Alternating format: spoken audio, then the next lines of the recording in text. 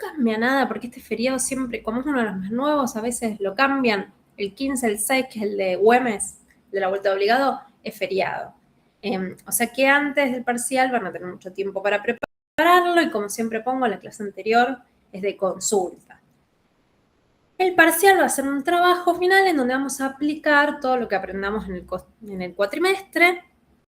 La idea es que sea un trabajo que tenga que ver con investigación, un proyecto de investigación, y que vaya yendo por etapas que vamos a ir haciendo, como les decía antes, o empezando en clase.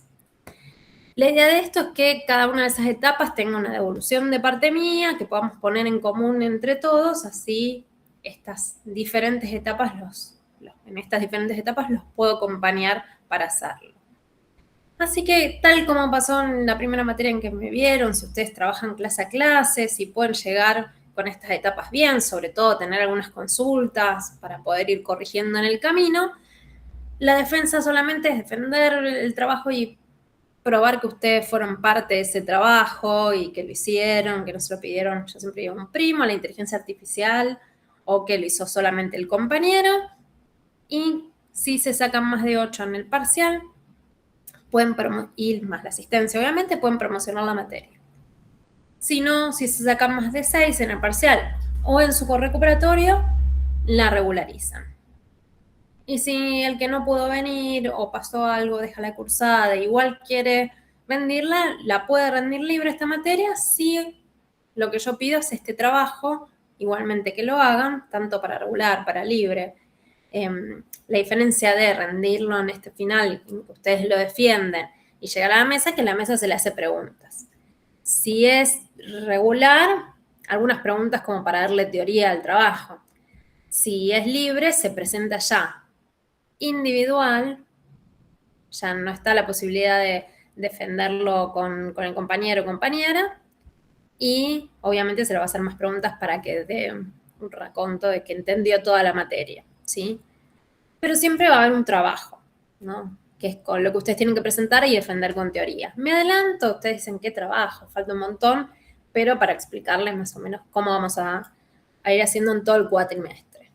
Como les decía antes, de mi parte, siento que lo que quiero aportar a este trabajo, más allá de enseñárselos a hacer y la teoría, es estos momentos de puesta en común y de evolución para que ustedes se sientan más acompañados, ¿no? Y ya les adelanto que es un trabajo que les va a servir también para el año que viene, o al menos entender la lógica de una investigación para el año que viene, para tercer año, ¿sí? Entonces, también los insto a que me pregunten todo lo que no entiendan, a que siempre haya una ida y vuelta entre nosotros. Las fechas van a ser estas, mucho más fechas no nos quedan para jugar, en el todo caso que sí este feriado que está confirmado, pero vieron que a veces cambian los que no son inamovibles, pasa algo que hay para consulta y tenemos un tiempito más, pero la fecha del parcial sí o sí va a ser el 22 y de su recuperatorio el 29, que son las últimas 2 semanas de clase, ¿sí? Bueno, para que se organicen, para que ya lo tengan ahí siempre como una fecha inamovible. ¿Qué otras cosas dicen de la promoción? Bueno, cómo vamos a trabajar, cómo va a ser este trabajo, qué tipo de trabajo es y las diferentes temáticas. Pero para presentar las materias, les traje también un PowerPoint para ir charlando entre todos también y contándoles un poquito de qué se trata, ¿sí? Voy a parar esto. Sobre esto, ¿alguna duda? Condiciones de promoción, más o menos como el año pasado, trabajo y defensa. Así que ya estamos acostumbrados un poquito a trabajar juntos. Bien, bueno. Entonces les voy a contar bien de qué se trata esta materia, investigación en salud, que, como les decía antes, lo saco un poquito de lo que de lo que vienen trabajando, porque es una materia obviamente más social. Obviamente investigación en salud no es como la investigación en ciencias sociales, toda la investigación también en ciencias duras, tienen otras características. Lo que vamos a pensar acá es para qué nos sirve la materia, para qué nos sirve la investigación en salud, y tratar de que usted entienda algo muy importante para esta materia y para su carrera, que es cómo se construye el conocimiento. Ese es el gran objetivo de esta materia. ¿Por qué cómo se construye el conocimiento? Porque ustedes todo lo que ven les aparece como dado, siempre cuando estudiamos nos aparece como algo dado, como algo que ya es cierto y que no se puede, no sé si discutir, pero que alguien ya lo comprobó. Bueno, vamos a ver los pasos que se tienen que seguir para poder construir ese conocimiento, los pasos de ese proceso de investigación. Siempre que hacemos una investigación es para obtener conocimiento y siempre hay que seguir pasos rigurosos para cerciorarnos de que ese conocimiento sea científico. Por eso vamos a ver los momentos de ese proceso de investigación, el diseño de investigación, la lógica que hay detrás de eso y cómo se puede implementar eso en la empiria, es decir, la mezcla entre la realidad y lo teórico. Para ustedes, yo siempre digo, lo saco un poco, pero para ustedes muchas veces yo noto que es más fácil entender esta lógica con una investigación, es un proceso que tiene pasos que tienen que ser muy rigurosos porque en eso se parece mucho a la esterilización. Ustedes no pueden cambiar un mínimo paso en el medio porque el resultado no es el mismo, no se pueden cerciorar que esté 100% esterilizado, ¿no? Entonces, en ese mismo sentido, yo voy a comparar mucho con su futura profesión y algunas ya la están llevando a cabo, porque la investigación es igual. Nosotros no podemos cambiar el mínimo paso dentro de la investigación porque puede ser de que nuestra investigación deje de tener esa rigurosidad científica que hace que ese conocimiento que yo voy a buscar sea verificable, que lo pueda verificar yo y cualquiera que haga los mismos pasos, que sea sistemático, que esté en concordancia con todos los demás conocimientos que existen, entonces va a pasar a ser parte de lo que conocemos como la ciencia, ¿no? Que es ese conjunto de conocimientos. Entonces eso vamos a ir viendo durante el recorrido de esta materia. Para eso es importante entender que dentro de toda investigación y de la búsqueda de conocimientos, la investigación en salud es fundamental. ¿Por qué? Es fundamental porque sí o sí tenemos que encontrar, buscar esos conocimientos sistematizados, verificables, ese conocimiento científico. Y necesitamos ese conocimiento para, por ejemplo, desarrollar nuevas tecnologías. Todas las tecnologías que ustedes utilizan, todos los métodos que ustedes utilizan para esterilizar es porque fueron científicamente comprobados. Y si lo hace uno acá, que son de varios lugares de Argentina, si lo hacemos acá en Rosario, si lo hace alguien en el sur o si lo hacen en el norte del país, si ustedes siguen el mismo paso, el mismo procedimiento, el resultado va a ser siempre igual. Eso es porque está comprobado. Y está comprobado científicamente. Para comprobarlo, y todo lo que aprenden en su carrera y todo lo que van a hacer en su profesión, esos conocimientos, ese método no puede contradecirse con nada que con otro método, por ejemplo, o con la teoría, ¿no? Que si no nos preguntamos qué está pasando. Además de nuevas tecnologías, gracias a la investigación en salud, los que se puede diseñar también son las políticas y estrategias que se van a implementar. Cada institución en la que ustedes trabajan, incluso las instituciones desde lo público hasta lo privado, se diseñan estrategias, se diseñan políticas de salud para poder atender y que esa atención, y esto un poco lo vieron también desde salud pública, está pensada para que sea equitativa. Es decir, que los recursos, por ejemplo, alcancen para todos, idealmente. Si no, hay un problema de nuevo y podemos investigar, bueno, ¿qué está pasando? Las políticas y estrategias de salud, como por ejemplo ahora los que ya están trabajando en instituciones, a muchos seguramente les habrán ofrecido, se habrán vacunado ya contra la gripe, ¿no? Esa es una política de salud. Lo que hace es, por ejemplo, impedir grandes contagios dentro de los que trabajan en salud, porque nos rodea. Ese proceso tiene un objetivo, siempre es el mismo, lo voy a repetir muchas veces porque es muy importante, que es la producción de conocimiento científico.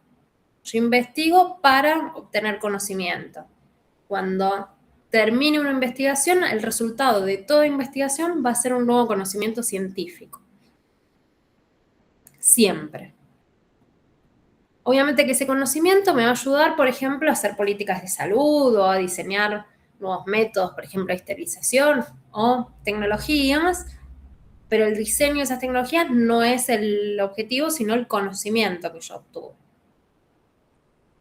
Por eso es un proceso sistemático, con muchos pasos que hay que seguir rigurosamente, que busca generar un conocimiento nuevo o profundizar en los que ya existen.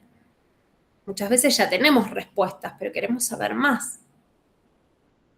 Así comienzan las investigaciones. Se utilizan métodos rigurosos porque, al igual que en su profesión, no nos podemos saltear nada si ese conocimiento no es científico. Y lo que queremos hacer es responder siempre a una pregunta que surge cuando no conocemos algo o cuando eso que conocemos cambia. Siempre en la investigación surge como primer paso, es porque observamos algo, porque vemos que algo se modificó, cambió algo, hay algo nuevo. Y sobre eso nos hacemos una pregunta. Nosotros generalmente no sabemos qué hay detrás de esas invenciones, tecnologías, métodos que utilizamos y menos como paciente detrás de, no sé, esa vacuna que nos ponen, ese antibiótico que nosotros tomamos. La única investigación que vimos más o menos, quizás todos, porque fue mediatizada, fue cuando surgió algo nuevo, un nuevo fenómeno, el COVID. 2020, siempre lo llevo a un lugar medio feo, pero 2020, plena pandemia, nosotros prendíamos la tele y ¿qué nos decían? La OMS sacó un comunicado que dice que a partir de ahora todos tenemos que hacer, y nos decían consejos, ¿no? Para llevar. Entonces, no sé si se acuerdan, pero en un momento, por ejemplo, muy al principio, como no conocíamos tanto y era muy contagioso, veníamos del súper o nos traían los pedidos del súper y lavábamos todo, nos lavábamos la suela de los zapatos al entrar. Después se descubrió que eso no era necesario. Bueno, eso es porque cuando avanzaba la enfermedad, empezamos a descubrir cosas, mediante la comprobación de esas cosas, ¿no? Entonces, la información que nosotros veíamos era casi en vivo. Se descubría algo, bueno, para prevenir hay que hacer esto, después decían, bueno, no, lo probamos y no era esto. O sea, en un momento era, bueno, hay que estar a 2 metros, 1,5 metros, barbijo, 2 barbijos. Y después la vacuna, que también casi vimos el paso a paso de eso. Nos contaban de las pruebas que hacían, de esos periodos de prueba, que generalmente nosotros no vemos eso. Cuando ya llegamos a que una vacuna esté en el mercado es porque la super probaron y ni nos enteramos de todo el proceso. Ahí porque era muy necesario.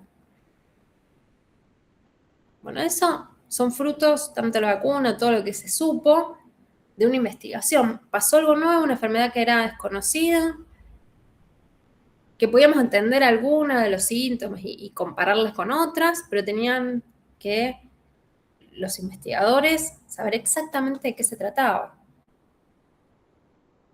Surge algo nuevo, tenemos que ver de qué se trata. Cambia algo, ¿se acuerdan cuando cambiaban las cepas? Y también tenemos que volver a investigarlo, porque cambia algo en ese momento, había cambiado de 2021 ya quizás el comportamiento del virus, entonces ya no se podían seguir los mismos caminos, entonces se vuelve a investigar. La investigación en salud es fundamental, porque investigamos, queremos conocer más, profundizar sobre un tema, por ejemplo, en investigación en salud en el cuerpo humano. Si no se sabe sobre cuerpo humano, no podemos saber después sobre sus enfermedades, curas, tratamientos.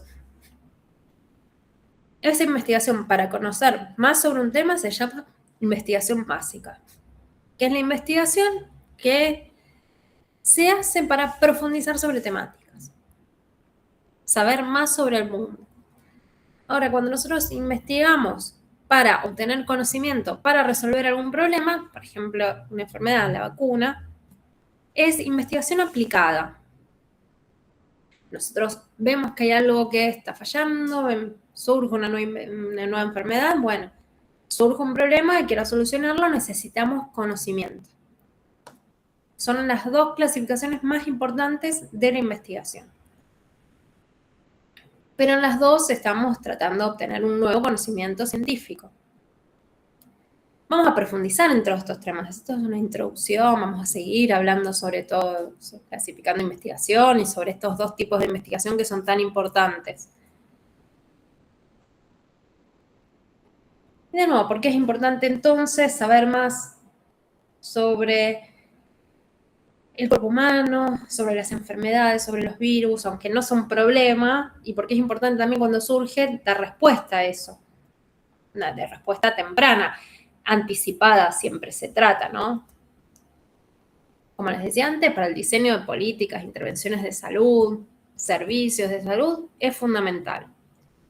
Y no solo porque lo que busca la investigación en salud es resolver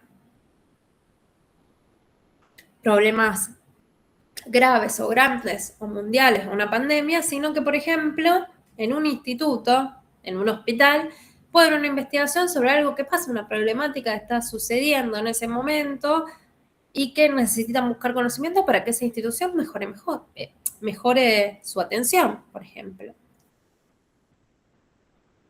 Entonces, es fundamental, son fundamentales los datos, el conocimiento. Obviamente que, como les decía antes, para saber las causas, los métodos de prevención, tratamientos o curas de alguna enfermedad, entonces para mejorar el bienestar, la salud de las personas. Y sobre todo también porque es un indicador de bienestar y de desarrollo de un país, de las sociedades. Cuanto más se investiga un país, quiere decir que ese país está más desarrollado. ¿Por qué? Porque ese país va a investigar sobre problemáticas que son de ese lugar. Y acá que somos de varios lugares, yo voy a poner siempre el ejemplo de una problemática que es muy de esta región de Rosario y alrededores, es el dengue. Una problemática que si todas las investigaciones se harían en Buenos Aires, quizás no les interesarían tanto, y que si se harían en otro lugar del país, o en otros países, tampoco.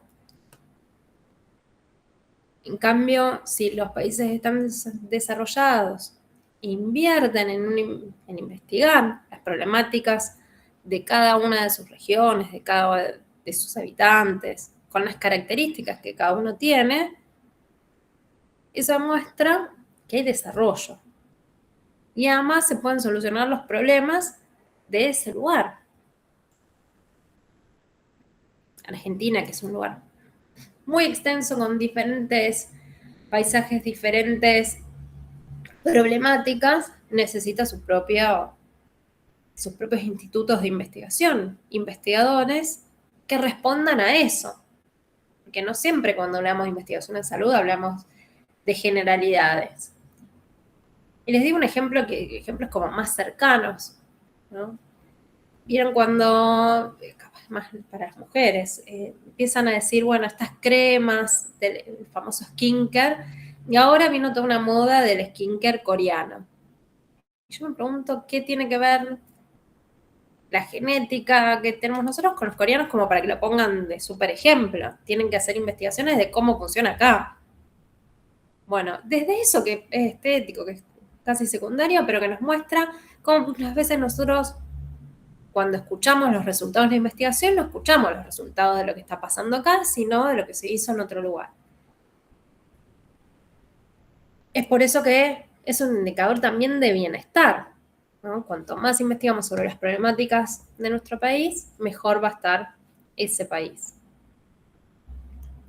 Nosotros, por suerte, tuvimos muchos ejemplos de exponentes de investigadores en Argentina que han tenido un impacto en la investigación en salud a nivel mundial. Y los primeros que quiero recordar hoy son premios Nobel que tenemos acá, que muchas veces se conocen o se los nombra, pero que no les damos la importancia que quizás deberían tener. En Argentina tenemos 5 premios Nobel, hay 2 premios Nobel de la Paz que los nombro para no dejarlos afuera, porque ya que vamos a hablar de exponentes, pero sí tenemos 3 que tienen que ver con medicina o con investigación en salud. Miren las fechas, hace mucho no tenemos uno. Bernard Dussay, que fue premio Nobel de Fisiología y Medicina, médico, farmacéutico, profesor en la Universidad de Buenos Aires, y él investigó sobre las glándulas que regulan la distribución de glucosa en el cuerpo. Fundamental para entender mejor la diabetes y los tratamientos de diabetes. Algo que cambió la medicina a nivel global. Federico Leloir, que quizás de nombre por ahí es el más conocido, porque está el Instituto Leloir, que es el fundador también bioquímico, médico, bioquímico, farmacéutico. Él fue premio Nobel de Química, y lo que descubrió es cómo básicamente el azúcar o los alimentos se convierten en glucosa, y esa glucosa es fundamental como fuente de energía. Y por último, César Milstein, que fue uno de los más grandes porque descubrió los anticuerpos monoclonales, que es clave para la inmunología, entonces para los tratamientos, para la prevención de enfermedades. Básicamente descubrió cómo se pueden reproducir. Muchas veces no los tenemos tan en mente cuando hablamos de la ciencia en Argentina, pero es importante recalcarlos también. Hay algunos que no ganaron premios Nobel, pero también fueron muy importantes, como Favaloro, que es el más conocido, que hasta el día de hoy, por suerte, se lo nombra, quien desarrolló o terminó de desarrollar la técnica del bypass, salvando millones de vidas, y que además era un ferviente defensor de la salud pública.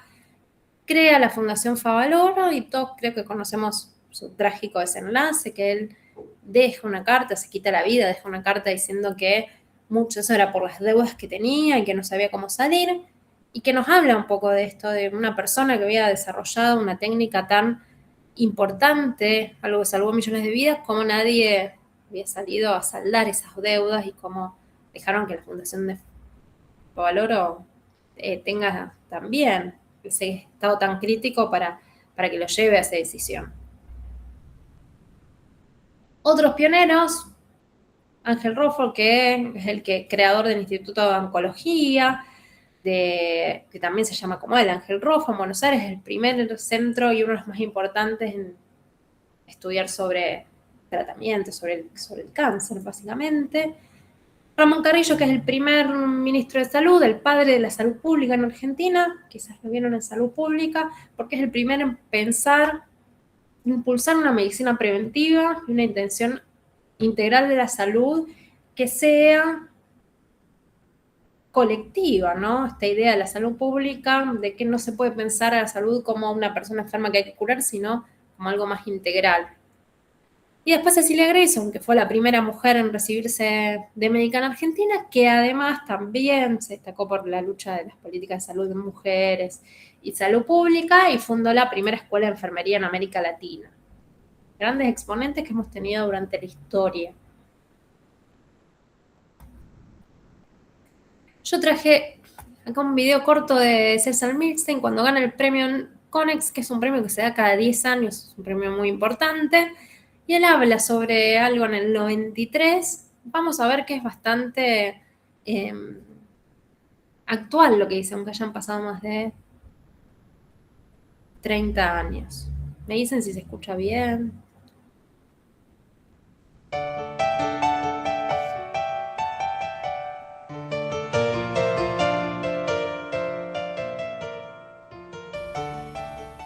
Bueno, lo primero que quisiera hacer es agradecer profundamente al jurado que me eligió y a la Fundación Conex por haberme otorgado este premio y darme esta hermosa oportunidad, eh, que por supuesto no se repite muy a menudo, una vez cada 10 años. Los premios que dan más satisfacción son los que más se hacen esperar.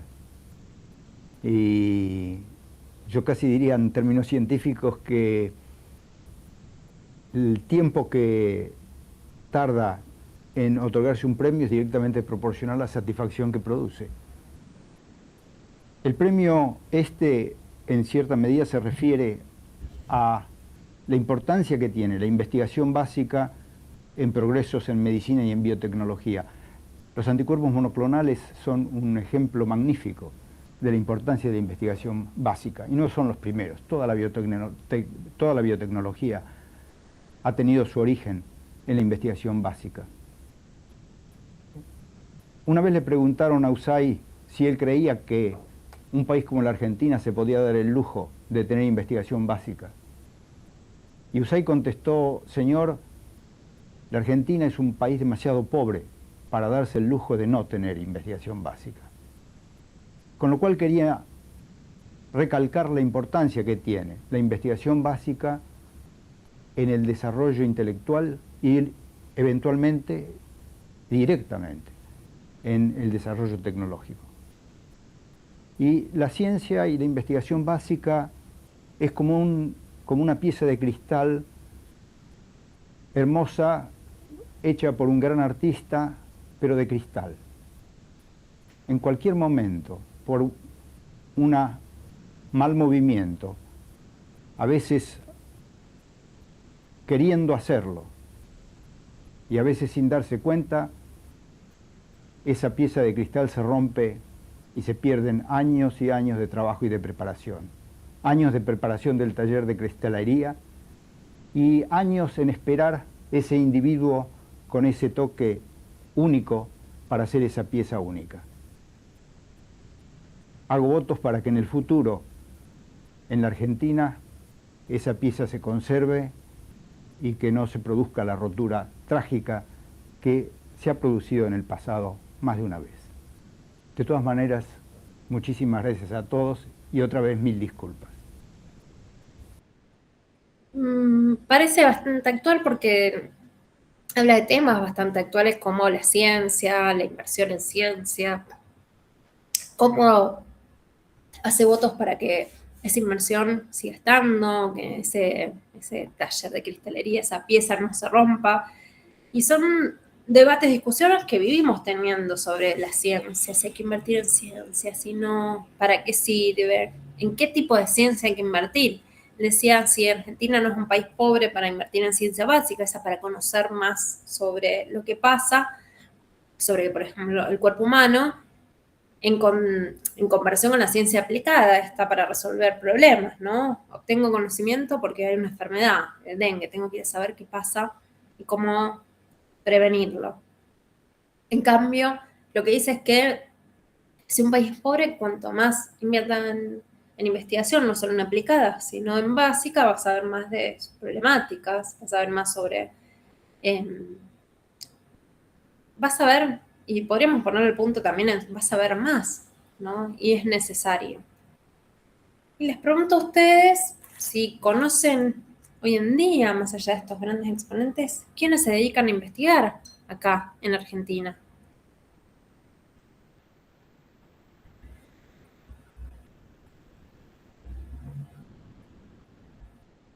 Está el CONICET, ¿o no?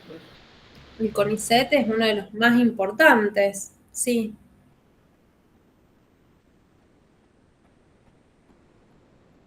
¿Y saben a qué se dedica el CONICET?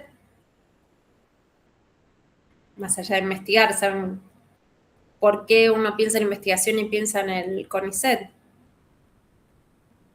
¿O qué hace?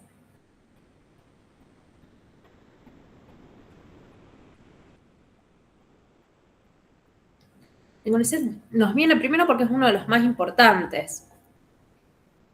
Es un organismo que lo que hace es reúne a muchos investigadores, financia y coordina las investigaciones en muchas disciplinas científicas, tanto de ciencias duras como como por ejemplo ciencias económicas, ciencias naturales, ciencias sociales, en todas las disciplinas, y es muy importante en investigación en salud.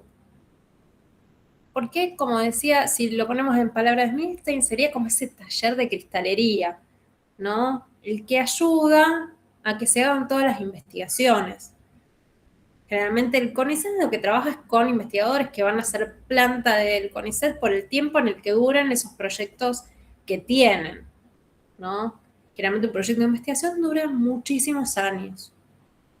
Desde que empieza la idea, hacer buscar datos, hasta que se termina de concretar.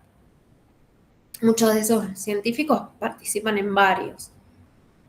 Y sobre todo coordina y le da esa estructura y esa financiación, porque para investigar lo más importante es que esté esa financiación a cada uno de esos investigadores para que lo haga, ¿no? Generalmente los investigadores no trabajan solamente en el CONICET, no son empleados el CONICET, porque también una de esas cosas parecía en algún momento de esos debates que se tenía sobre la ciencia o no, en realidad ganan bastante poco como investigadores del CONICET, lo que sí hacen es se financian las investigaciones. Por eso generalmente tienen trabajos aparte. No es un trabajo, sí los que trabajan quizás coordinando, pero es un trabajo que hacen las investigaciones y duran el tiempo por el cual el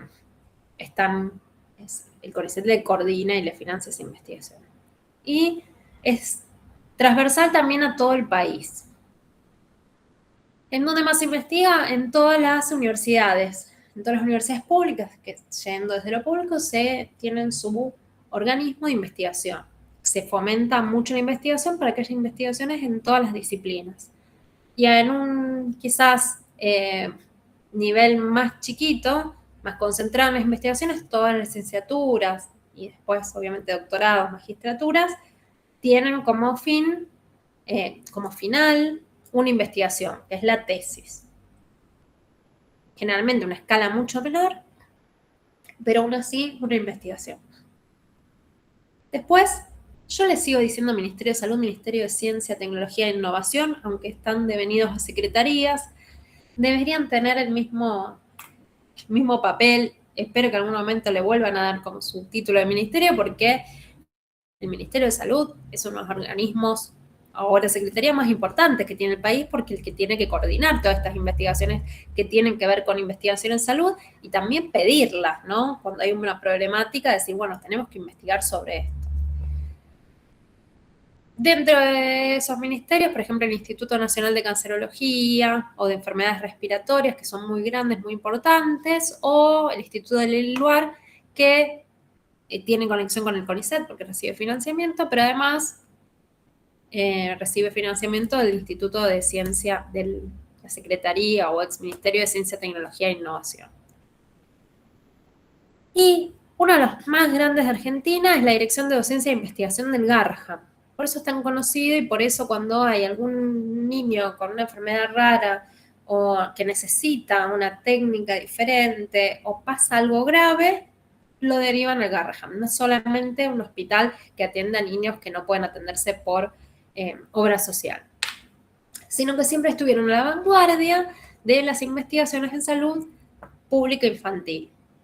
Por eso también el año pasado cuando íbamos a protestas había muchos ya adolescentes o nenes o padres con niños que decían, a mi hijo le salvaron o a mi hija la vida porque ahí se hacen investigaciones que en otros centros no se hacen. Pero generalmente en todos los hospitales de niños hay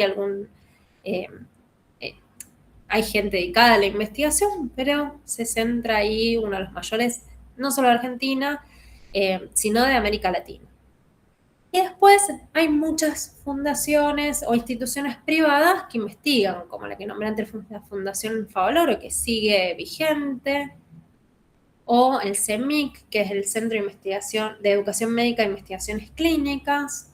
Y después, las universidades privadas también tienen sus organismos de investigación, al igual que las públicas, y funcionan parecidos. Los temas que se investigan tienen que ver con necesidades de cada disciplina.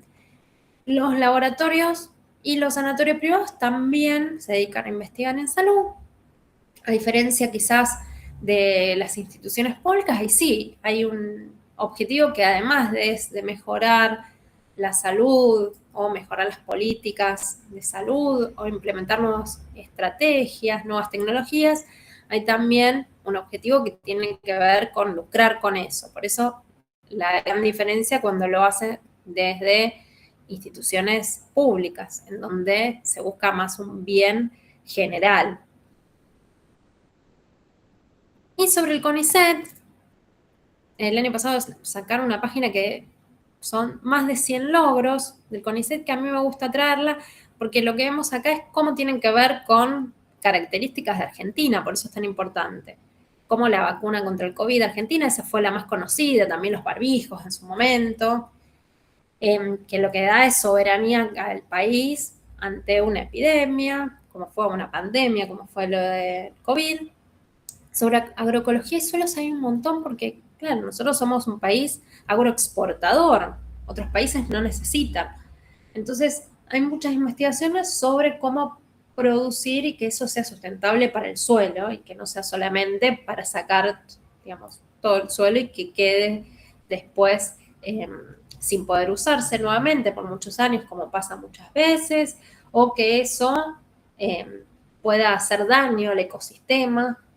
Entonces, si entramos ahora, les voy a hacer una pasadita. Sobre el cambio climático y glaciares, la semana pasada estuvieron en el Senado los debates sobre la modificación de ley de glaciares, no sé si vieron. Bueno, ahí muchos de los que investigan sobre glaciares fueron a hablar sobre lo que estaban investigando y dar un poco de, quizás, esto, de luz al conocimiento científico que hay detrás, porque Argentina es un país, y esto es casi único, con muchos kilómetros de glaciares, y lo que esta palabra ahora se escucha mucho en los medios, los periglaciares, que es como lo que está al lado del glaciar, pero también es parte del glaciar, y desarrollaron desde el CONICET también herramientas de monitoreo ambiental. El primer test de antígeno nacional para el diagnóstico del dengue, como les decía, también algo que es necesario y que tiene que ver con nuestra región. Sobre esto lo puse porque investigaciones en salud me parece de las más quizás sorprendentes, todo lo que hicieron sobre Alzheimer, sobre neurociencias y los satélites geoestacionarios de comunicaciones, que es algo que también para el desarrollo de un país tan grande como Argentina fue muy importante.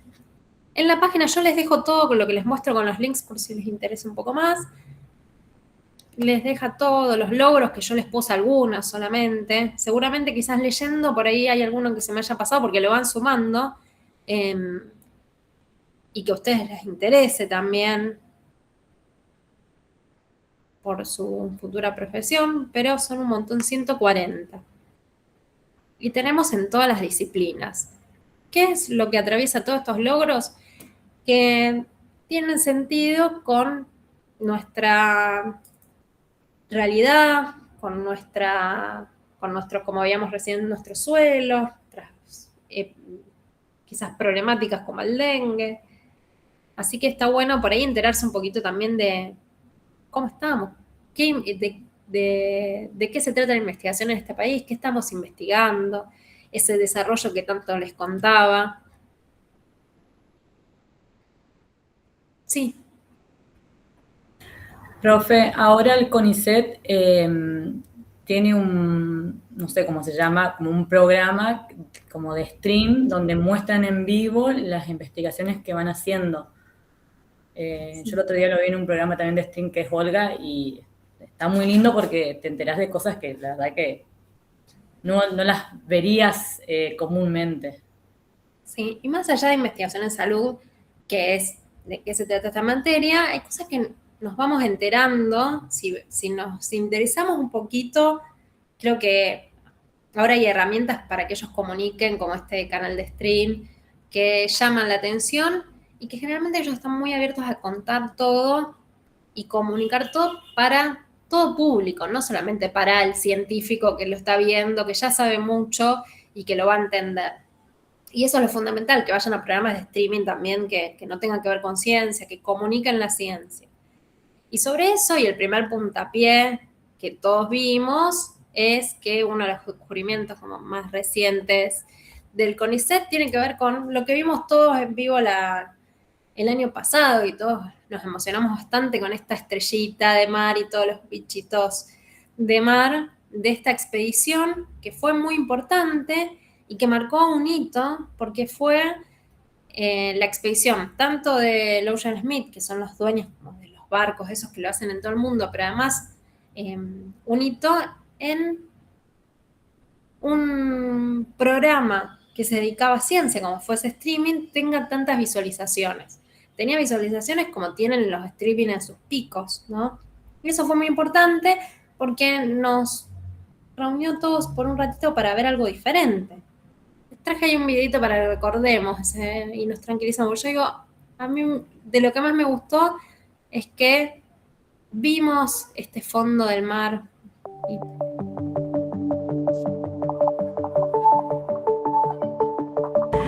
Sí, creo que todos pensamos lo mismo.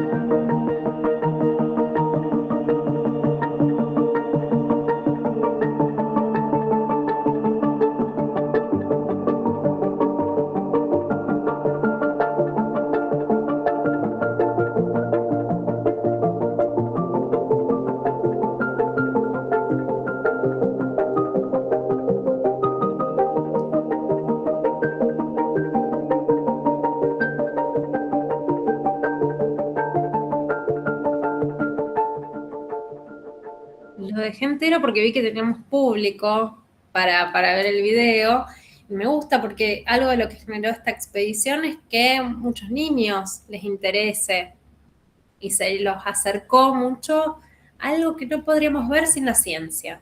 Porque era, bueno, me gusta que les haya gustado, esta expedición en el mar argentino, cerca de Mar del Plata, a 4.000 metros de profundidad. Y se veíamos algo que llamó la atención, esas cámaras parecía que estábamos grabando, no sé, una película de Hollywood. A veces vemos, no sé, un móvil del noticiero, o vemos un partido de fútbol, incluso que hay mucha inmersión y se ve como si estuviésemos, o sea, en los 90. Y esto se veía perfecto. Y hay muchas cosas que hacían estos científicos, además de mostrarnos el fondo del mar, que era que nos explicaban a todos nosotros qué estábamos viendo. Esta expedición, como les decía antes, la hace el Ocean Smith, que era el instituto que puso ese barco gigante y esa tecnología y abre concurso para que se anoten los científicos que quieren hacer esta expedición y elige entre todos los que se anotan los que más condiciones tienen para hacerla y entre ellos estuvo el equipo argentino del CONICET. Esta expedición empezó a pensarse hace muchos años. ¿Por qué? Porque si ustedes prestaban atención, casi todo lo que pasaba, ellos estaban preparados, ¿no? Ya desde cómo tomaban las muestras, cómo se anticipaban para clasificarlas. ¿Se acuerdan que cuando estaba terminando decían, nos quieren ir a recibir, pero nosotros no podemos porque cuando lleguemos tenemos que clasificar todo, ordenar todo y ver quién se lleva cada cosa?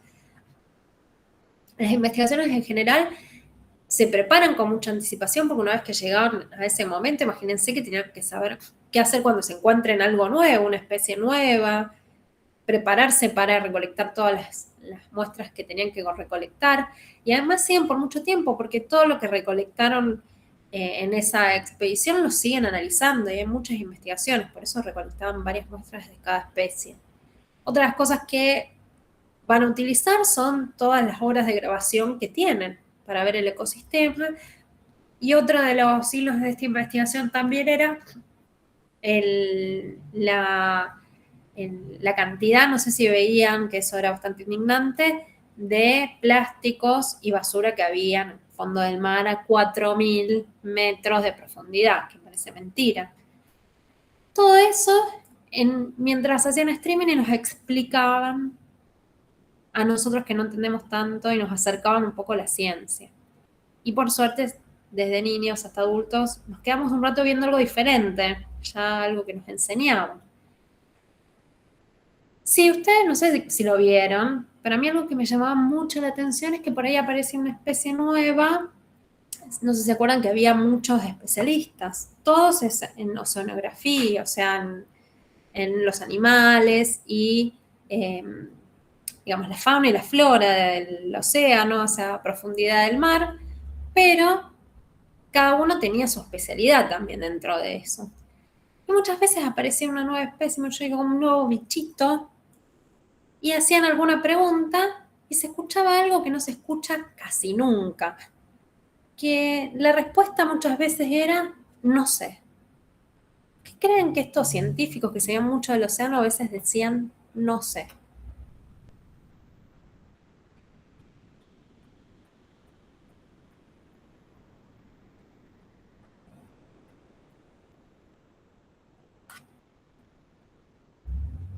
Estos especialistas que viajaron.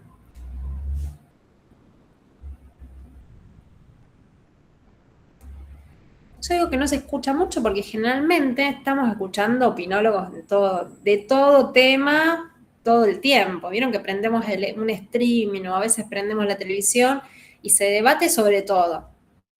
Sobre ciencia, se debate sobre actualidad, sobre economía, sobre política, y los que debaten siempre son más o menos los mismos y nunca dicen no sé, aunque no sean especialistas. Y en este streaming del CONICET eran especialistas y a veces decían, no sé.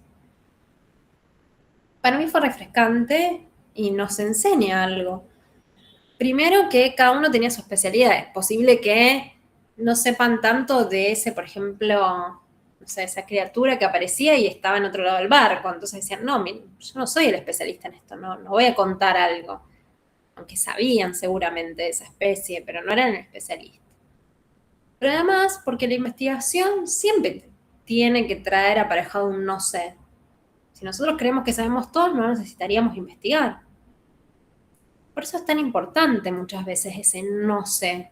Y es algo que a todos nos vendría muy bien aprender, ¿no? Porque todos muchas veces pecamos de querer saber sobre todo. Así que es una buena actitud para empezar esta materia y en general para pensar la investigación, el no saber sobre cosas, ¿no? El esperar a ver qué nos dicen los datos, qué nos dicen en este proceso de investigación sobre alguna temática.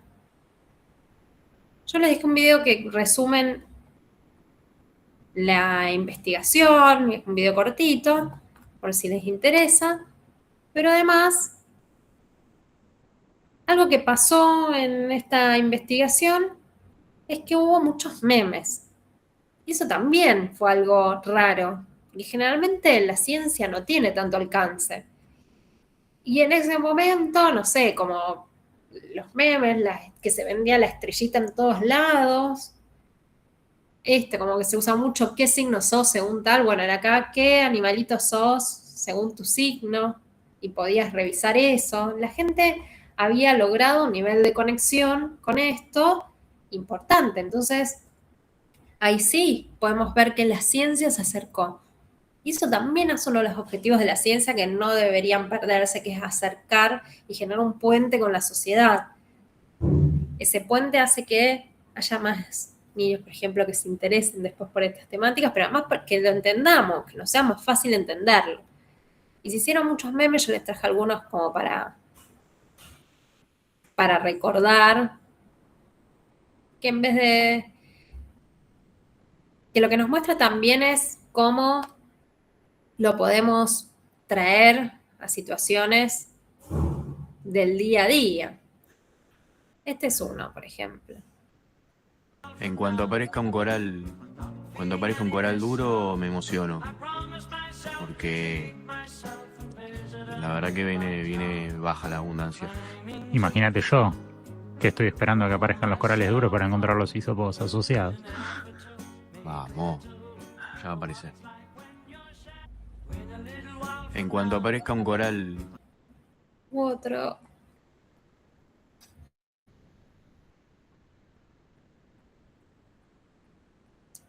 De los memes era sobre los científicos. No sé si se acuerdan que los científicos del CONICET, cada vez que aparecía un animal nuevo, se volvían locos. Esperen que comparto la pestaña, corresponde. ¡Mira lo que es ese animal! ¡Mira lo que es ese animal! ¿Vos viste lo que es ese animal? Pacho, vení, Pacho. Vení, Pacho. Vení, Pacho. Esta es mi admiración. Este es mi cariño sincero por ellos. ¡Mira lo que es ese animal! ¡Mira lo que es ese animal! ¡Mira lo que es ese animal! ¡Mira lo que es ese animal!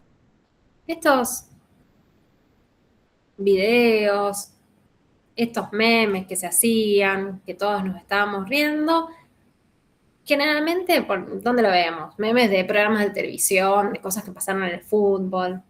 Esto nos dice que había un montón de gente viendo y que formó parte de la ciencia por un ratito de nuestra vida también cotidiana. Este puente no solo se genera cuando la ciencia hace algo que nosotros vemos y nos parece que queremos compartir, queremos hacer chistes, queremos hacer remeras que digan como esta, o aguante la ciencia, aguante el CONICET, aguante el mar. En el ISPI daban llaveritos de la estrellita. Sino que también cuando la vida cotidiana y la ciencia se mezclan. Entonces les tengo una pregunta, a ver si se imaginan o alguien conoce qué tiene que ver. Ahora que vienen como argentinos, nos subimos al CONICET, a la Fórmula 1 que está con la Pinto. Entonces, ¿saben qué tiene que ver la Fórmula 1 con la investigación en salud? Y más precisamente, si quieren que la pregunta es, ¿cómo la Fórmula 1 salvó la vida de miles de bebés? ¿Alguien sabe?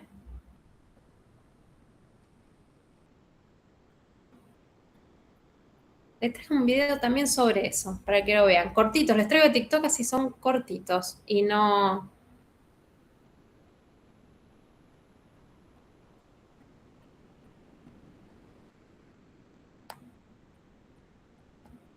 La Fórmula 1 le salvó la vida a miles de bebés. Así es. La onda es así. En los 90, en el Great Ormond Street Hospital de Inglaterra, era extremadamente alto el número de bebés que no sobrevivían después de cirugías de corazón. Pero el problema no era la operación, eran los errores durante el proceso de moverlos del quirófano a la unidad de cuidados intensivos. Y el hospital no sabía cómo arreglarlo. Hasta que dos doctores, Martin Elliott y Alan Goldman, un día vieron una carrera de Fórmula 1 en la tele y les impresionó la precisión de una parada en boxes. Levantar el auto, cambiar las ruedas, cargar nafta y devolverlo a la pista, en esa época en menos de 6 segundos, todo sincronizado. Entonces se les ocurrió transferir este proceso al área de medicina. Llamaron a Ferrari y ellos aceptaron capacitarlos. En 1999 viajaron a Maranello, donde recibieron un entrenamiento en organización, roles, comunicación y sincronización. Regresaron al hospital y rediseñaron todo el proceso de transferencia de pacientes como si fuera un pit stop. Y funcionó. Los equipos se volvieron más rápidos, más precisos, con menos errores y lo más importante, muchos más bebés empezaron a sobrevivir. La Fórmula 1 les... Este ejemplo lo traigo, tiene también un poco de conexión con su futura carrera, porque hay algo de que nos olvidamos muchas veces en la investigación en salud, que tiene que ver con los procesos, con los métodos, ¿no? Al menos cuando hablamos de salud decimos, bueno, ¿cómo salvamos la vida? Bueno, una buena investigación en salud parecería que es buscar más tratamientos, más curas, mejorar una cirugía. Pero acá el problema no estaba en la cirugía, sino en todo lo que pasaba alrededor, en donde ustedes son protagonistas de eso también, ¿no? De ese proceso que está alrededor. Y lo que necesitaban era organizarlo, hacer que ese proceso entre el quirófano y la internación sea más efectivo. ¿Y dónde se dieron cuenta o de dónde sacaron la idea? Viendo lo que seguramente para estos médicos era un hobby, ¿no? Viendo un deporte en la Fórmula 1, relajándose, vieron algo que les llamó la atención y pudieron hacer esa relación, ese enlace con lo que les estaba pasando.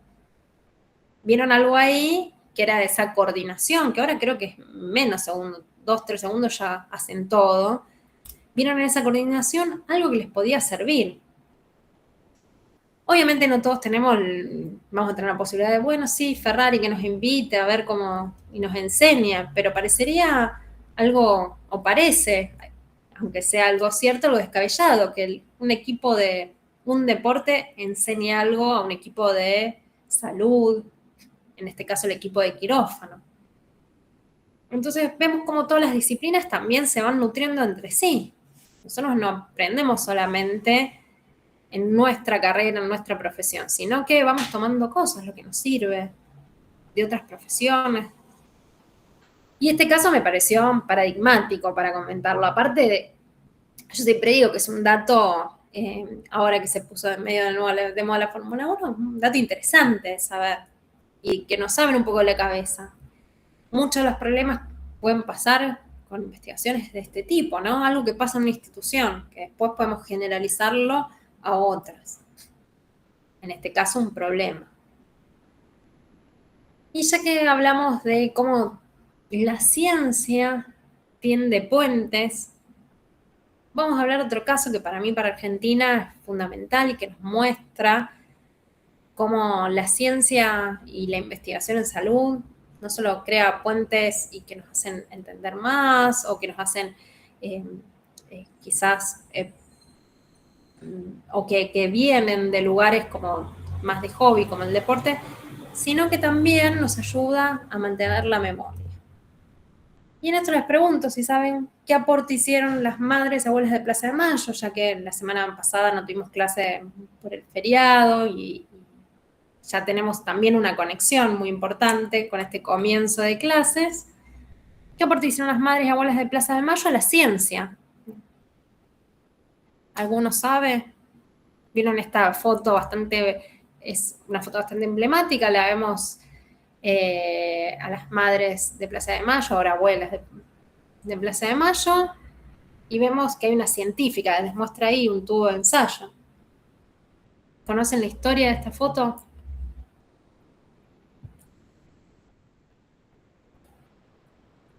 No, profe, yo no. Profe, lo de las abuelas, ellos implementaron lo del ADN. Bien. Sabemos que hay algo del ADN. ¿Qué necesitaban del ADN? Y para identificar a los nietos. Bien, para identificar a los nietos. ¿Y cuál es el problema que tuvieron para identificar a los nietos? Porque ¿cómo se hacen los test? ¿Vieron las películas? O si capaz de conocer un caso real, pero en las películas es muy conocido. Van, le sacan un pelo a alguien cuando tienen duda, lo meten en una bolsita, o al peine lo meten en una bolsita y lo mandan, ¿no?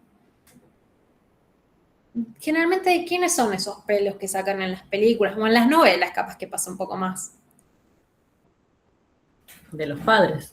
Claro, como que no estaba, al no estar la persona tuvieron que acudir al resto de la familia, ¿no?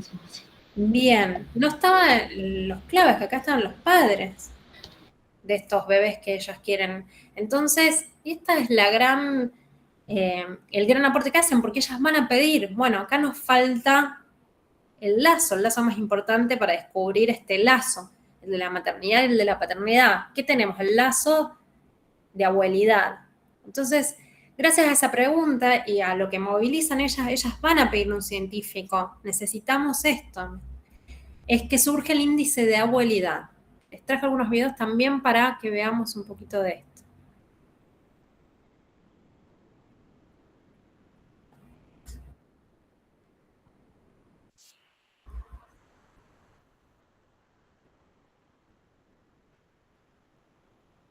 No se escucha, profe. Empecé de nuevo. Me dicen...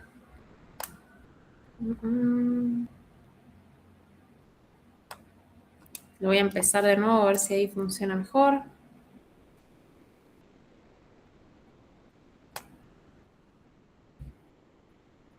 Ya.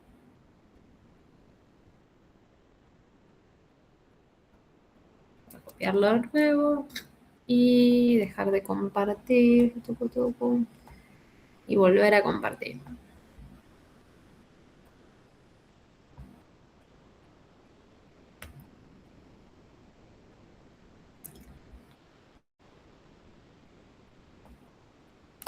Impulsaron un desarrollo científico que pone a Argentina como referente mundial en derechos humanos.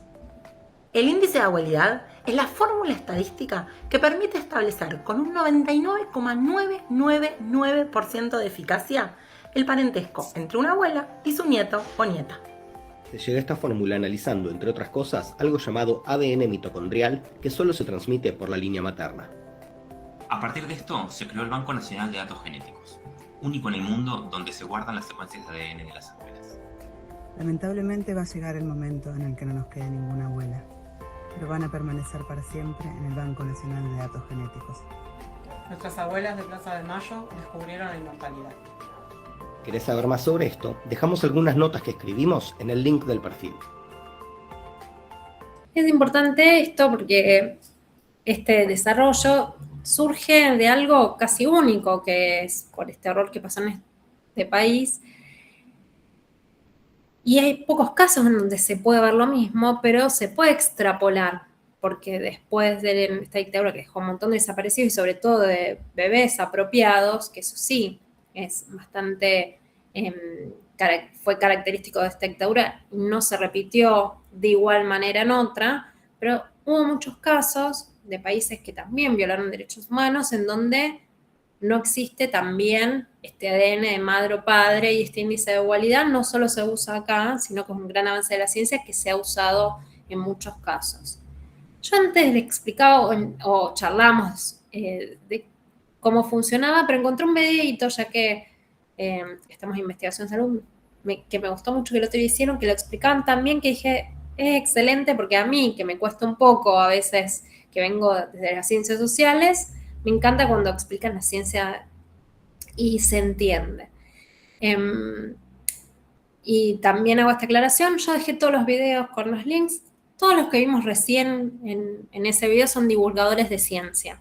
Son científicos que se dedican, tal como el streaming del CONICET, a contarnos un poco de una manera más didáctica, más fácil, sobre investigaciones científicas. De hecho, la primera, Nadia Chemorini, incluso hace stand-up de ciencia para traer la ciencia a algo más cercano. Así que si los quieren buscar también. Y son fuentes fiables, ¿no? Que también es lo más importante. Y también está un gran científico que tiene Argentina, que es Alberto Kornblit, y ahora les voy a mostrar, en que les comparto eso. Ahora tiene como un espacio en Gelatina donde habla de muchos casos. Está el video entero, habla de genética en todo este video, dura como 40 y pico de minutos, habla de películas, trae casos también, como para que uno lo tenga más cercano y entenderlo, porque si no, a veces es muy complejo. Y el otro día también te hablo de esto y explica científicamente cómo es este índice, cómo se mide este índice.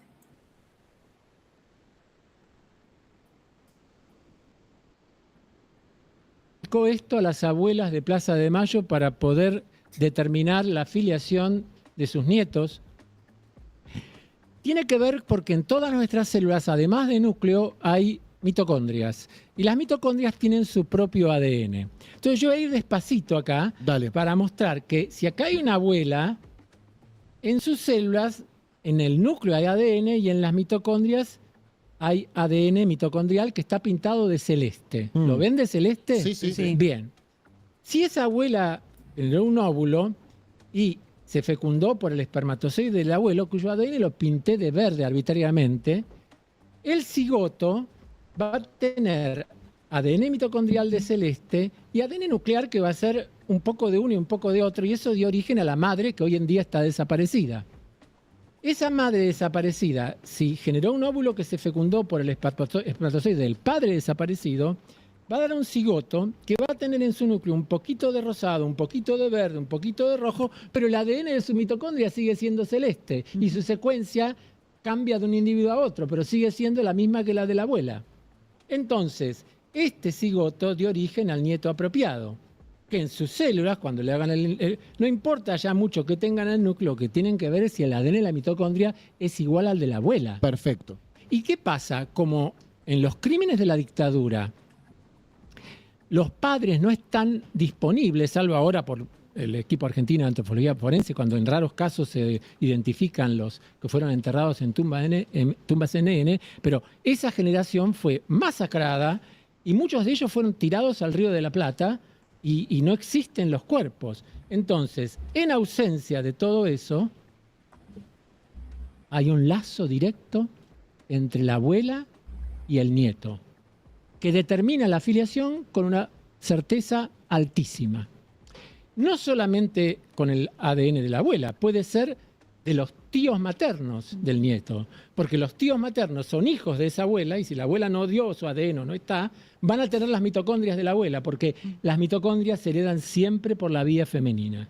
Ah, perfecto. Ok. O sea, tíos paternos no sirve. Alberto, antes No. de esto ya se habían hecho estudios Sí. de índice de relación. Se habían hecho estudios con antígenos de histocompatibilidad, pero esos estudios, tanto como estos con mitocondrias, son el gran aporte a nuestro país de esta mujer extraordinaria que se llama Mary Claire King. Mary Claire King, que es una gran amiga, fue la que empezó a resolver el tema de las abuelas. Y fíjense, el genetista, además ella descubrió por primera vez un gen que causa o que está asociado al cáncer de mama y que eso permite hacer diagnósticos certeros. Bueno, está digamos, nominada para el premio Nobel. Yo, como soy miembro de la Academia de Ciencias de Estados Unidos, nomino gente al premio Nobel y a ella la vengo nominando hace mucho tiempo, pero no soy el único, mucha gente la nomina. Lo que más me encanta de mi trabajo Publicidad. es interactuar con la gente, los turistas. ¿Cómo hago mi tour más divertido? Ahí. Bien. Alberto, una pregunta. Hoy salió la noticia de que a los 12 que habían encontrado el equipo de antropología forense en Córdoba, finalmente, bueno, los nombres de los 2 identificados. ¿Eso se hace con los genes de los familiares también? Sí. O sea, Sí, si hicieron análisis de ADN, lo hacen de esa manera, sí. O sea, necesariamente tienen que tener familiares a los que Sí. se les puede traer o ADN para depositados en el banco. Claro. Bueno, acá ven una foto famosa de Mary Claire King a la izquierda, está un poco chiquita. ¿La pueden ampliar solo esa foto? Es increíble esa foto. Con Estela de Carlotto, sacada en 1983, con Nélida, que no me acuerdo el apellido ahora, en el medio, donde ella les muestra en un tubo cómo es el tema. Y acá ven a otro de los héroes, ahora sí, mostrame por favor, a Víctor Penchazade, que es un médico genetista argentino que trabajaba en un hospital de Nueva York y al cual las abuelas fueron a consultar para preguntarle cómo podían determinar la filiación de los nietos respecto de los abuelos cuando faltaban los padres. O sea, este procedimiento no se había... Víctor la recomendó a Mary Claire y a Cristiano Orrego, un genetista chileno que trabajaba en Estados Unidos, y ellos desarrollaron... Nélida Gómez, perdón.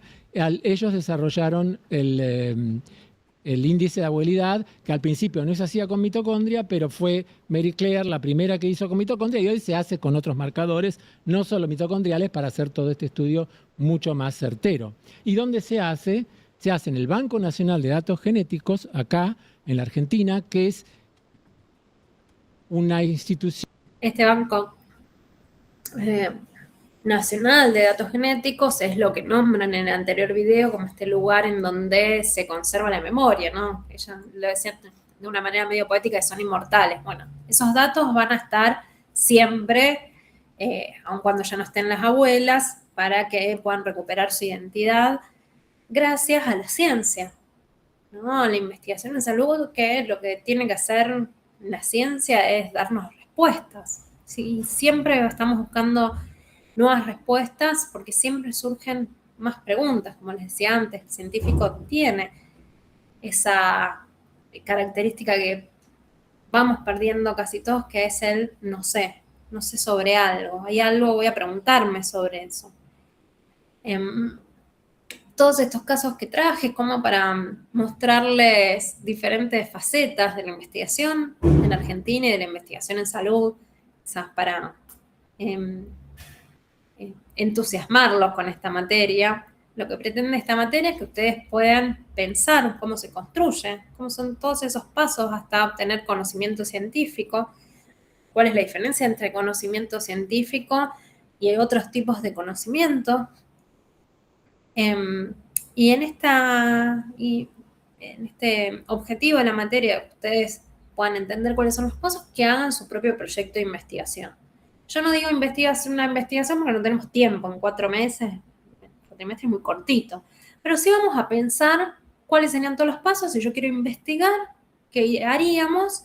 Y solo nos quedaría llevarlo a cabo, que el año que viene lo van a hacer una pequeña investigación. Nosotros no tenemos laboratorios como para investigar sobre, tampoco es la carrera, pero el ADN mitocondrial.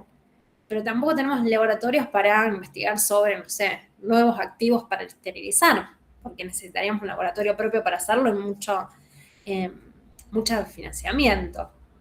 ¿Sobre qué cosas podemos investigar? Y los trabajos tienen que ver con eso, y estoy adelantando, pero como para contarles un poco qué estuvimos haciendo años anteriores.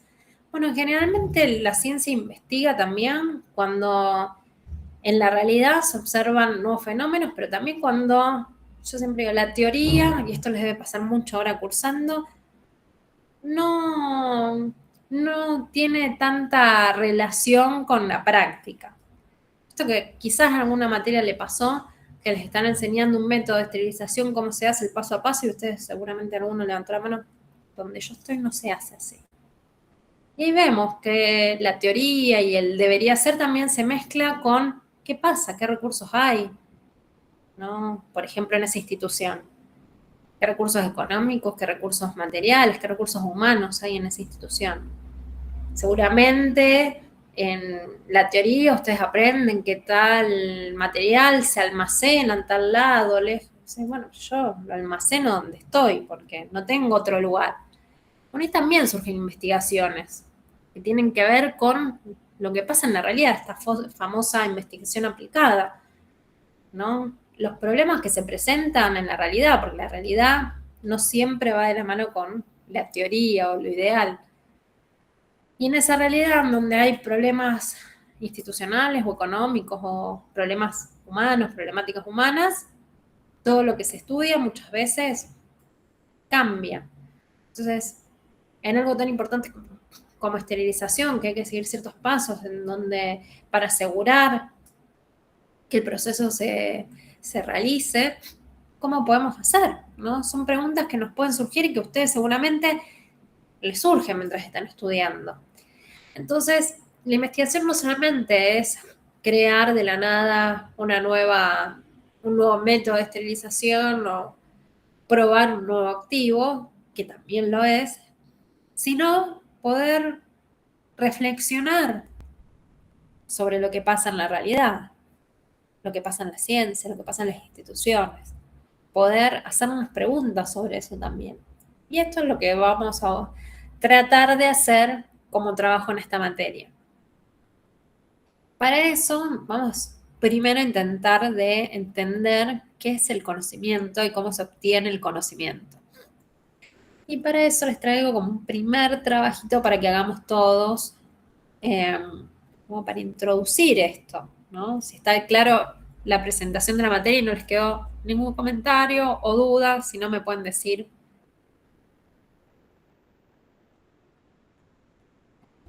Bien, yo les voy a subir, como siempre, la presentación es introductoria, no es nada, todo lo que hablamos hoy lo vamos a seguir profundizando. Si les interesa más sobre ciencia, algún link o video, quieren ver entero el video de genes porque les gustó, van a tener los links ahí, así que también se los dejo por eso. Pero lo que vamos a empezar, ahora sí, vamos a hacer grupos con los que estemos, no es necesario que los grupos se mantengan, y un poquito más grandes, vamos a intentar pensar en el día a día cómo construimos conocimiento. Entonces lo que vamos a reflexionar, en vez de pensar en el conocimiento en sí, es cómo llegamos a eso. El primer trabajo, lo que les voy a proponer es en grupos de 4, por ejemplo, ya que 18, bueno, sí, 3 por ahí, porque son 18, 3, 4, como se quieran organizar, vamos a poner un tema en común y nos vamos a hacer preguntas sobre ese tema. El tema que vamos a poner en común tiene que tener que ver con algo de salud, lo podemos elegir entre todos, tiene que ser un tema que no conozcamos. Así que lo primero que los voy a hacer es que entre todos pensemos un tema que tenga que ver con salud, pero que ustedes no conozcan. Para mí es muy fácil no conocer, yo voy conociendo con ustedes, pero no un tema, por ejemplo, la esterilización, sino un tema más general, que digan, bueno, yo escucho esto, pero no sé mucho del tema, o, no sé, algo nuevo, no sé, supuestamente la gripe que se viene, la nueva, cepa, si es nueva, no sé.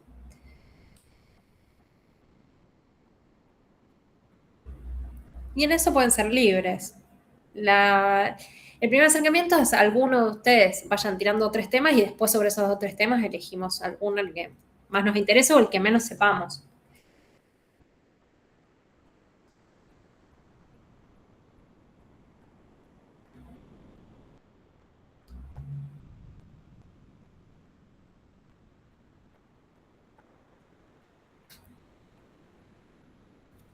Profe, ¿podría ser algo, no sé, relacionado, por ejemplo, a la cantidad de casos de salud mental que se dan? Bien. Últimamente, o sea, de un tiempo para acá hay mucha gente con ansiedad, con depresión. Sí. Bien, más que cuando, que es muy específico, como le vamos a hacer más preguntas, me gusta esto, como los nuevos problemas o este aumento de problemas de salud mental. Puede ser un tema. A mí me gusta, no sé ustedes, si tienen otra opción.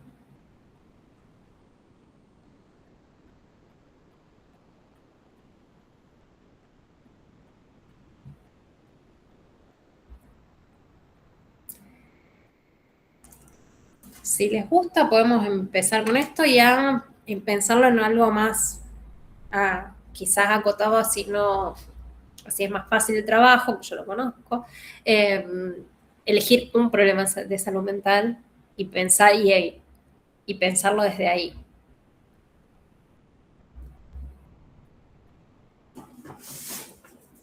Si les gusta Está bueno, porque además es algo que como que genera tabú, no sabemos mucho ni nos abrimos mucho. Bien. Entonces, dentro de salud mental, esa ansiedad, depresión, yo recomiendo que elijamos uno y el tema sería el aumento de casos.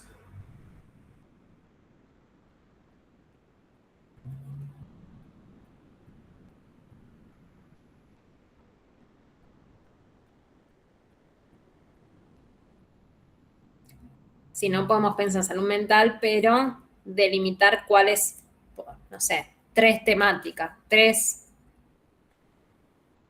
problemas. Así no se nos va tanto, si no quieren dejarlo en uno.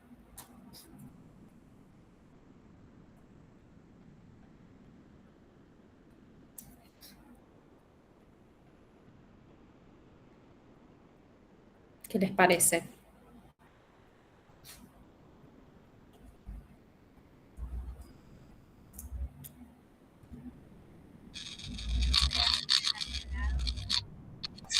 Espera. Escuchó como cortado. Voy a intentar apagando mi micrófono. A ver. Algo relacionado con los adolescentes, profe, con el tema de hoy en día que hay bullying, que está a flor de piel y en los intentos de suicidios que hay en los adolescentes por ese motivo. Bien, como podemos dejarlo en, si es el problema de salud mental, yo diría más esta depresión, entonces, y adolescente, o los problemas de salud mental que trae el bullying.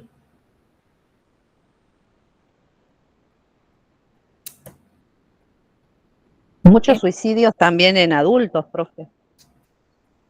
Por problemas, por económicos, por enfermedad. Bien. Son todos como aristas diferentes de estos aumentos de casos de salud mental. Yo recomendaría ir por un camino, así es más fácil hacer el trabajo. El trabajo vamos a tener que hablar sobre eso. Vamos a tener que preguntarle cosas a eso. A ese tema.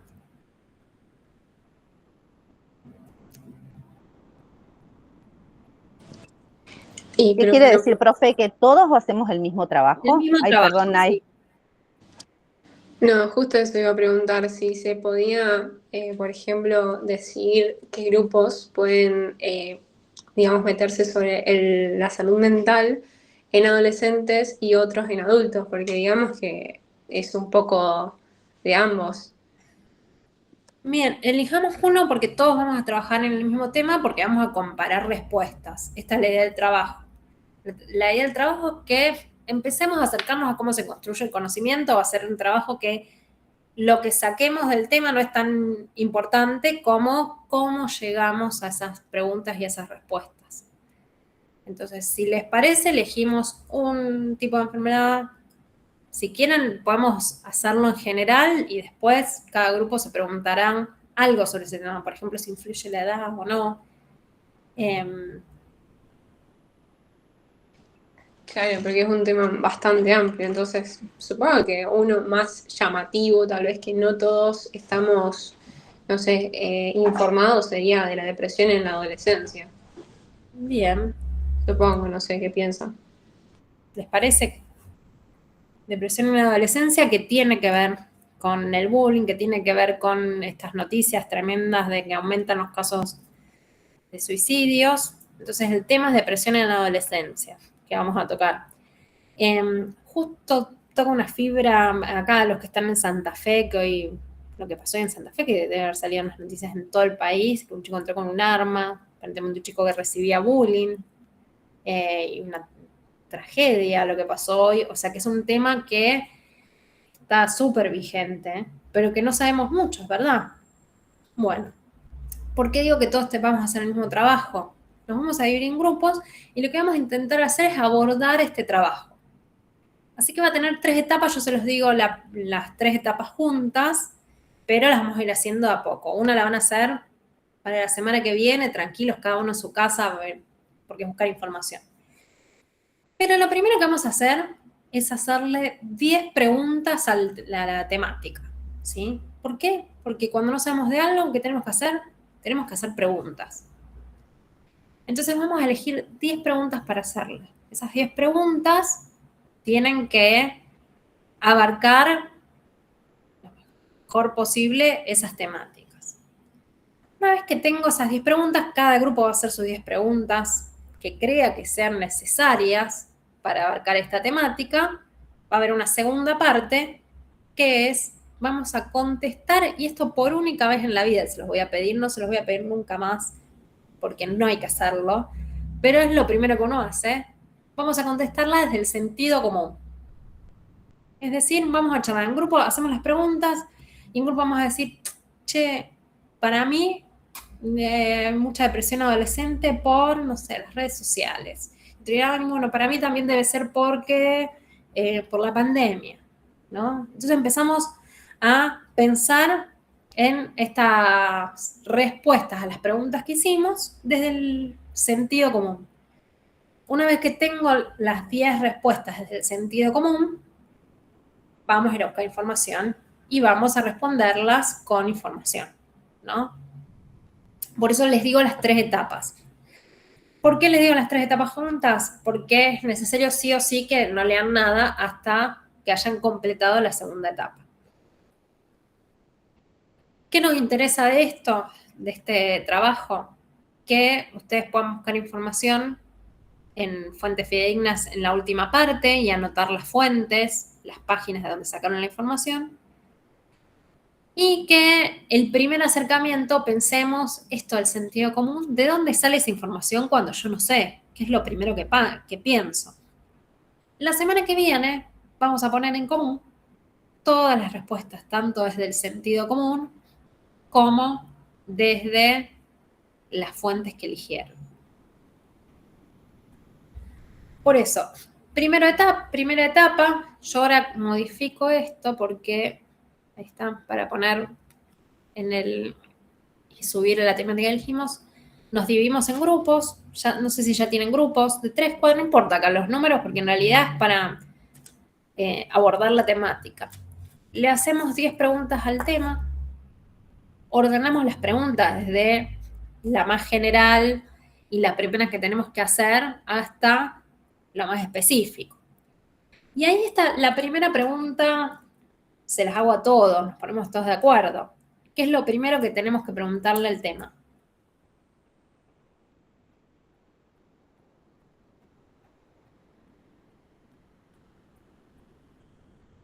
¿Qué es?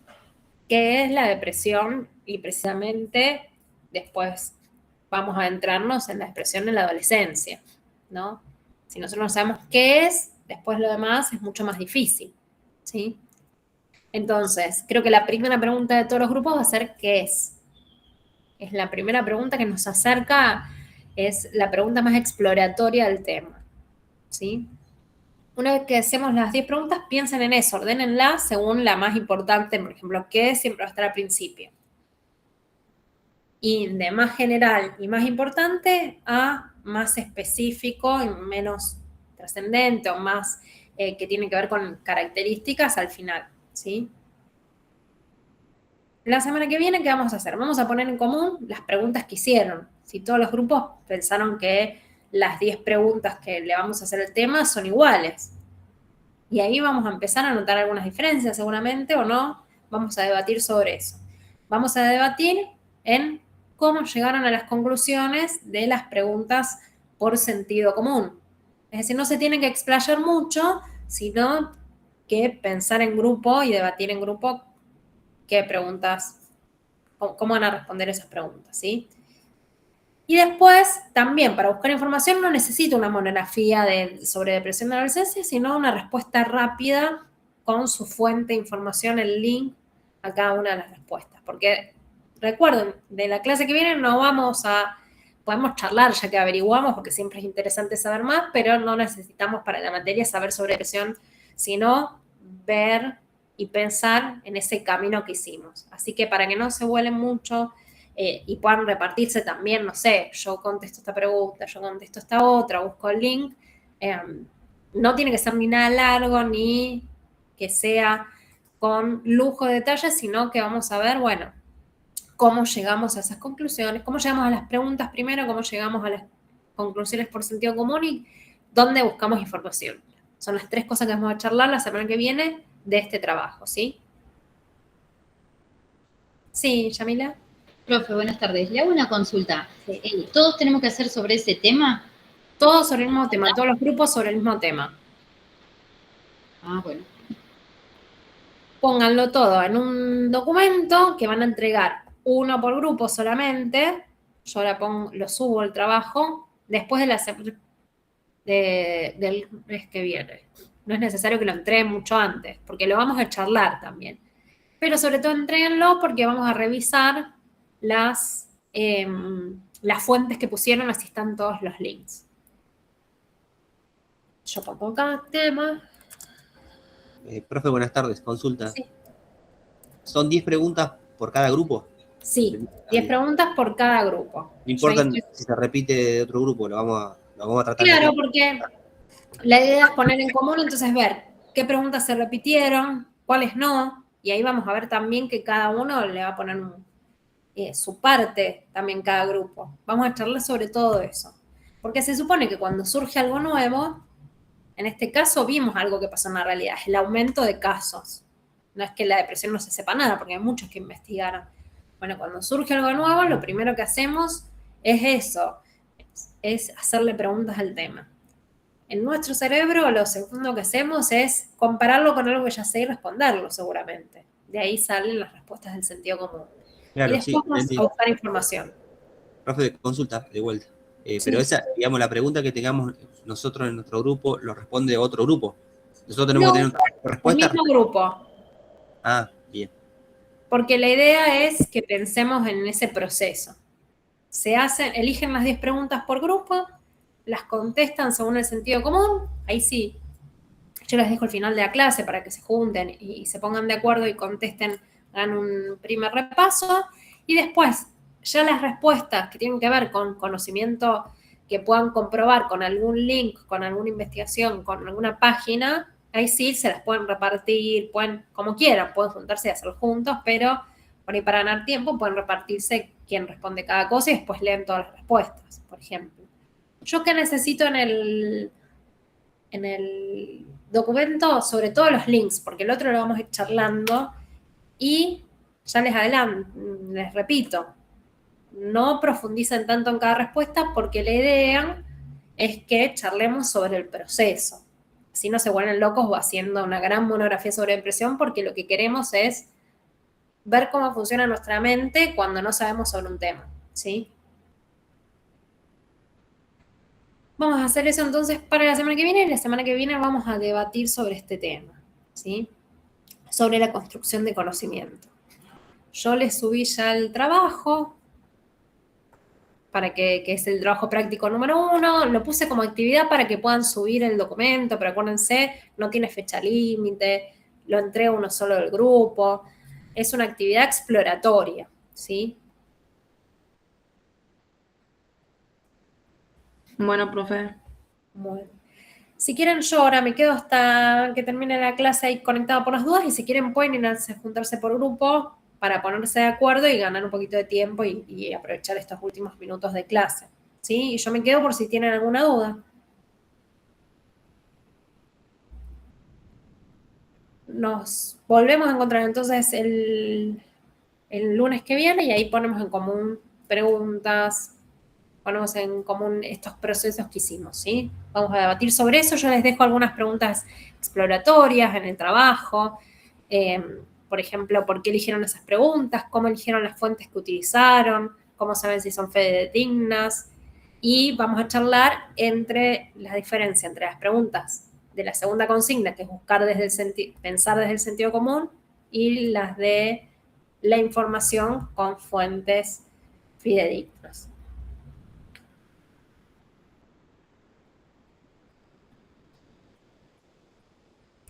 Bueno, si no hay dudas, por las dudas, me quedo yo igualmente, pero los despido, les deseo buena semana, buen fin de semana también, ojalá que lo puedan disfrutar y descansar, y nos encontramos el lunes que viene, ¿sí? Gracias, profe, nos vemos. Nos vemos. Gracias, profe, nos vemos. Chao, profe. Gracias. Hasta luego, profe. Chao, profe. Adiós, chao, chao.